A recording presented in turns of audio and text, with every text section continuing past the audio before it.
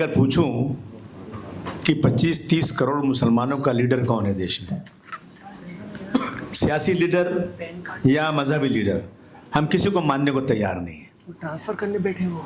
हमारा कोई आदमी एक स्टेटमेंट देगा तो मेरी कौम के लोग उसके खिलाफ दूसरी बातें करना शुरू करेंगे। पहले हम ये तो तय करें ना कि हम लोग इकट्ठा आएंगे नहीं। जब तक हम में इत्तेहाद नहीं होगा, जब तक कुछ होने वाला नहीं है। और इन सब की जड़ जो है सियासत है। जिसके पास सियासी ताकत है वो अपनी मनमानी करता है। मौलाना अली मियां नदवी साहब ने कहा था कि इस मुल्क का पूरा मुसलमान 5 वक्ता जमात का नमाजी बन जाए, इस मुल्क का पूरा मुसलमान तहज्जुद गुजार भी बन जाए, अगर उसके अंदर सियासी बसीरत नहीं आई, सियासी सूझबूझ नहीं आई, तो इस मुल्क में 5 वक्त नमाज पढ़ना भी मुश्किल हो जाएगा। क्या हम सीरियस हैं इस बारे में?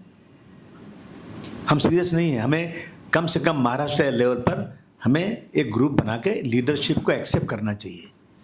वो लीडरशिप जो कहे ना, आंख बंद करके उसके पीछे खड़े होना चाहिए। राय दीजिए, राय जितनी देना दीजिए, लेकिन जो तय हो जाए ना, चाहे उसके ऊपर कुछ भी हो जाए, उस पर हमको काम करना चाहिए। ये बहुत ही ज़रूरी चीज़ें हैं। हमें ये कोशिश करना चाहिए, बहुत ज़रूरी, अपनी बच्चियों को, हमारी बच्चियां गैर मज़हब में शादी ना करने पाएँ। इसकी कोशिश हम कितनी कर सकते हैं, कैसे कर सकते हैं? मस्जिदों में मिंबर से सोशल वर्कर सभी लोग इस बात की कोशिश करें हमारी बच्चियां किसी गैर मज़हब में शादी ना करने पाएँ, क्योंकि इसका वावेला बहुत ज़्यादा हो रहा है। जब हमारी बच्चियां वहाँ शादी करती हैं तो वहाँ फूलों का हार दिया जाता है, उसको पैसे दिए जाते हैं, नौकरी दी जाती है, और मुसलमान ने कहीं गैर मुस्लिम शादी किया तो उसको कब्रिस्तान दिखाई जाती है। ये हो रहा है। इस पे काम करना चाहिए मौलाना साहब। मेरा एक कहना इस पे बहुत ज़रूरी है अकबर। और फिर बहुत सारे मुसलमान मैं देख रहा हूँ, अभी दिल्ली में आग लगी थी, 10 लोगों को जान बचाया मुसलमानों ने। बहुत जगह पे सैलाब आया, बच्चे कूद करके बचाए उन्होंने।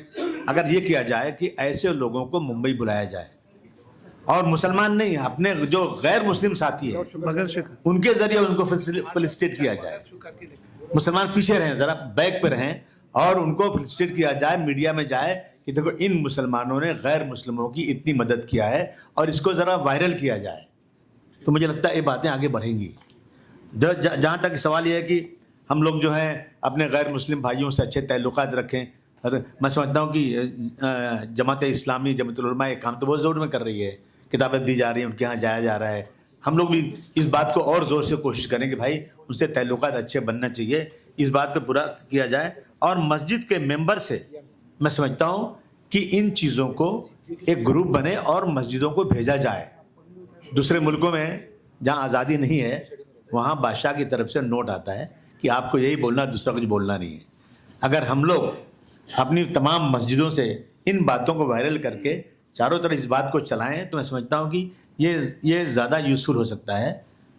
और सबसे बड़ी चीज़ ये है कि सियासत में अपने आप को कैसे मजबूत किया जा सकता है ताकि हमारी बात सुनी जाए। वहाँ सर गिना जाता है।